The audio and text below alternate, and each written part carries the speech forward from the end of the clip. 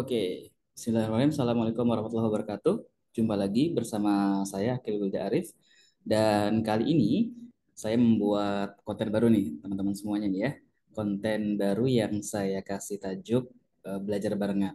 Ya, di mana konten ini akan saya dedikasikan untuk kita bisa bareng-bareng belajar terkait tentang tema tertentu. Begitu ya. Jadi nanti akan ada banyak tema yang akan coba saya buat ya untuk kita bisa belajar barengan.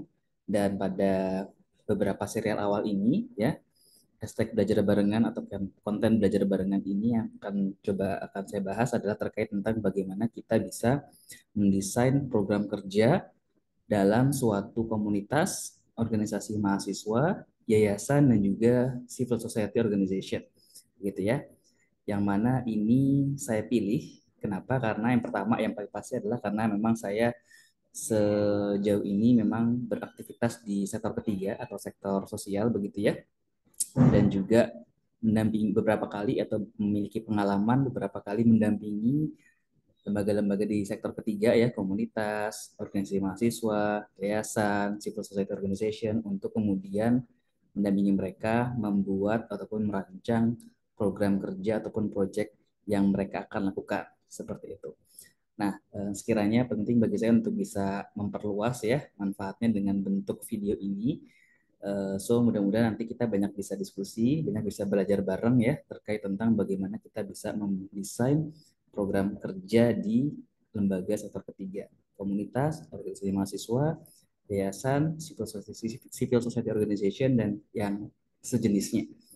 Dan pendekatan yang saya ambil pun juga ini adalah pendekatan yang biasa dipakai ya di lembaga sektor ketiga, NGO, LSM, dan seterusnya ya, yang saya kira ini sangat bisa untuk kita implementasi ya di komunitas, organisasi mahasiswa, dan sejenisnya.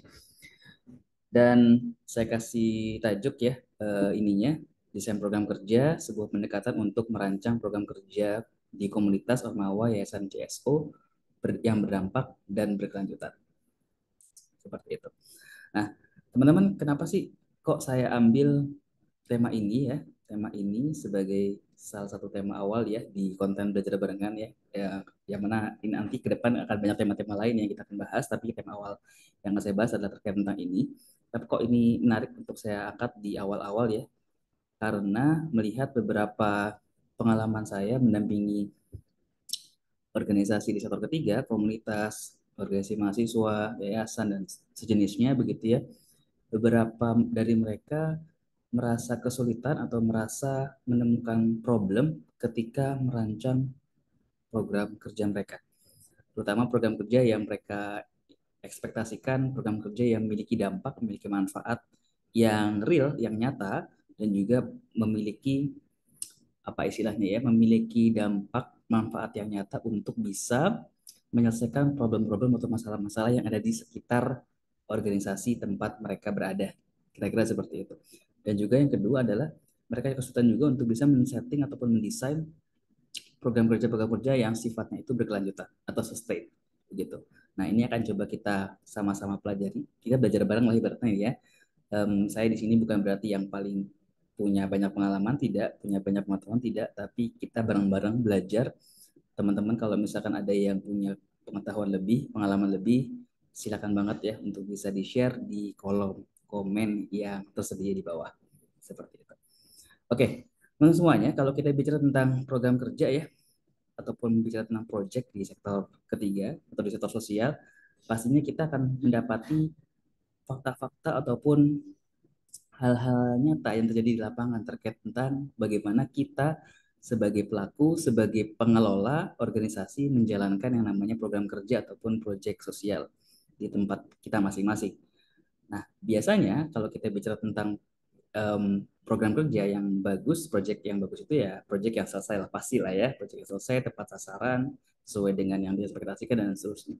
Tapi kenyataannya di lapangan ya kita menemukan banyak apa istilahnya ya, banyak penyimpangan gitu, banyak simpangan atau banyak ketidakidealan gitu. Nah, apa saja ketidakidealan? Nah, ini saya coba ilustrasikan beberapa beberapa case ya yang kita bisa angkat untuk kita sama-sama bisa mempelajari kira-kira ketidakidealan terjadi apa sih di apa di lapangan ya kalau kita bicara tentang konteks bagaimana kita bisa mengelola program kerja yang ada.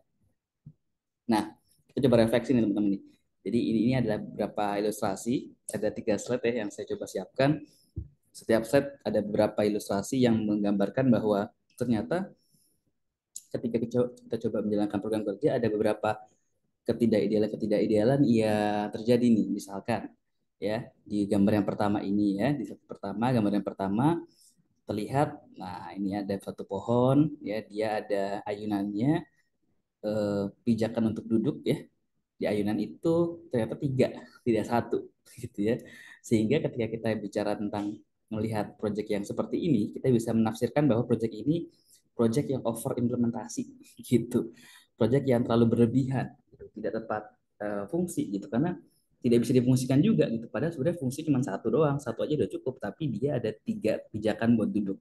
Harusnya cuma satu ya harusnya ya, tapi dia punya tiga pijakan, gitu. Nah, yang kedua, ya kedua ini adalah pohon nih, pohon yang juga dibangun ataupun di apa istilahnya diinstal gitu, ayunan juga, tapi tempatnya salah gitu sehingga dia tidak bisa dipakai nih gitu. Dan dari sini kita bisa menafsirkan bahwa proyek ini ataupun ilustrasi ini ya adalah proyek yang salah dalam perancangan. Gitu. Jadi yang merancang ayunan ini di pohon gitu itu salah dalam perancangan. Sampai pada akhirnya ketika proses implementasi, wah Pak tidak bisa digunakan nih gitu. Titik tumpu ayunannya tidak harusnya kan di sebelah sini ya, di sebelah kanan dari titik yang sebelah sini ya. Jadi tidak di bagian dahan satunya tidak gitu. Sehingga ya pijakan dudukannya akan mengenai batang utamanya gitu ya kan, mentok kayak gitu. Sehingga tidak bisa difungsikan sebagaimana mestinya. Nah, gambar yang ketiga ini diilustrasikan juga sama nih pohonnya ya tetap sama seperti yang kedua tapi batang utamanya terpotong gitu, terpotong dan tidak menyambung gitu ya. Cuma memang untuk bisa memastikan pohon tetap berdiri ditopang sama dua batang yang lebih kecil begitu. Dan ini kalau kita lihat di penafsirannya adalah ya proyeknya tidak tepat guna dan inefisien gitu. Karena untuk bisa membuat satu satu ataupun dua bahkan ya dua batang tambahan, dua cagak tambahan begitu, itu akan membutuhkan resource tambahan kan gitu ya. Kalau di sini kayu tambahan gitu dan itu tidak efisien dalam satu project atau satu program kerja. Oke, ini 3 gambar awal. Saya lanjutkan. 3 gambar berikutnya nih, kita coba lihat lagi nih. Pohon ada ayunan tapi diikatnya bukan di dahan tapi di batang utamanya gitu. Sehingga kita bisa interpretasikan di sini adalah proyek yang salah dalam proses assessment-nya gitu. Karena kalau kita bicara tentang proyek nih teman-teman, program kerja gitu, di awal tuh kita perlu mencoba untuk memahami lebih dalam kira-kira kebutuhannya apa. Gitu. Jangan sampai kebutuhan dari siapa yang kita sasar sebagai penerima manfaat itu tidak sesuai dengan apa yang nanti kita akan buat gitu. Sama halnya dengan ini, kita mau buat ayunan nih, tapi salah dalam menafsirkan kebutuhan dari penerima manfaat sehingga salah juga gitu. Pada akhirnya udah ujungnya tidak bisa dipakai juga lagi-lagi gitu. Ya, ini diikatnya di batang utama, gimana bisa dipakai gitu kan. Yang kedua, di slide yang kedua ini em, pohon ya dengan ayunan juga sama tapi pijakan dudukannya bentuknya sofa nih. Gitu, sesuatu yang wow banget, sesuatu yang lux banget nih. Nah, dari sini kita bisa melihat interpretasinya adalah proyek ataupun program kerja yang dia terlalu mubazir. Walau bermanfaat, bermanfaat sih bisa didudukin, cuman mubazir terlalu memakan banyak resource gitu. Yang sungguhnya resource-nya bisa dialokasikan buat yang lainnya, buat perluasan perluasan program, buat bikin ayunan yang lain, tapi dia terfokus pada ini aja gitu. Sehingga ya udah habis uangnya, habis budgetnya, habis resource-nya. Nah, yang ketiga adalah, nah ini pohon ada mau dibuat ayunan, cuman baru sempat satu tali aja, gitu. Nah, kita bisa menginterpretasikan di sini adalah proyek yang tidak tuntas, tidak selesai, ya. Waktunya udah habis, resource waktu dan resource sudah habis ya sebelum jadi, sebelum si ayunan itu jadi, gitu. Nah, ini slide terakhir saya coba tampilkan. Nah, di yang pertama ada pohon, sudah ada snowman-nya nih. Tapi sudah jadi ini, tapi udah ada snowman-nya. Nah, ini menunjukkan bahwa proyeknya tidak sesuai dengan jadwal. Jadi molor gitu. Yang sebelumnya diharapkan ayunannya jadi ketika musim semi gitu, sampai musim salju ya masih ya baru selesai musim salju gitu. musim dingin. Sehingga ya tidak sesuai dengan jadwal yang diekspektasikan sebelumnya. Gitu. Berarti kalau kita bisa bicara di sini, kita menemukan yang namanya constraint waktu di sini teman-teman. Constraint waktu yang kita apa istilahnya ya tidak bisa tidak kita bisa yang tidak bisa tidak ya terus merekat yang dengan namanya project. Kalau kita bicara tentang project ataupun program kerja, dia pasti akan melekat dengan yang namanya waktu. Gitu ya. Salah satu constraint utamanya adalah waktu. Nanti kita akan coba bahas di bahasan berikutnya.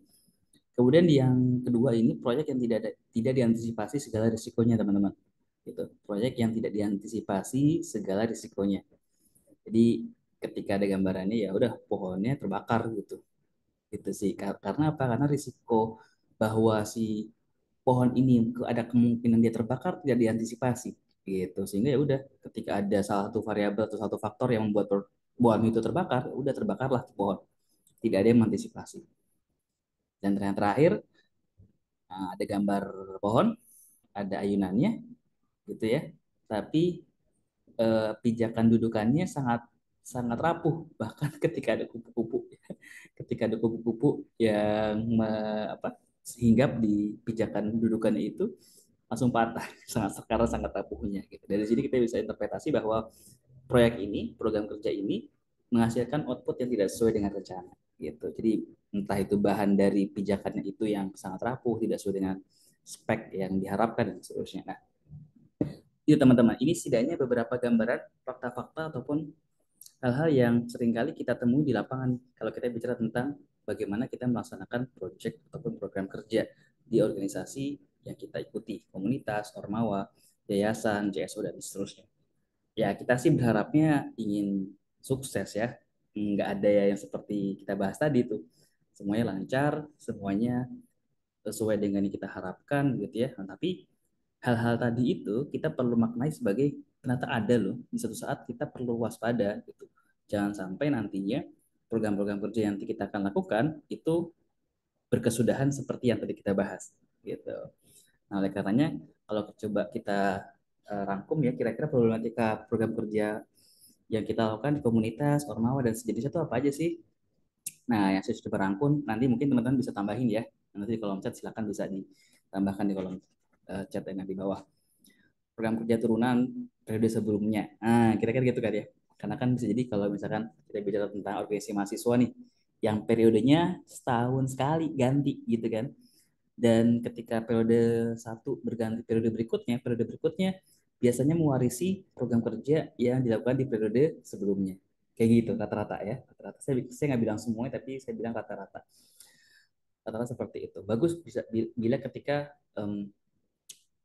ada beberapa variasi yang dilakukan lah ya. Tapi yang lebih penting lagi adalah kalau saya boleh memberikan prinsip yang kita bisa pakai nanti akan dijelaskan lebih detail ya nanti tapi setidaknya saya coba tis dulu di awal bahwa sebenarnya nggak masalah ketika itu turunan ya tapi pastikan turunan itu benar-benar menjawab masalah yang ada gitu menyelesaikan masalah yang ada.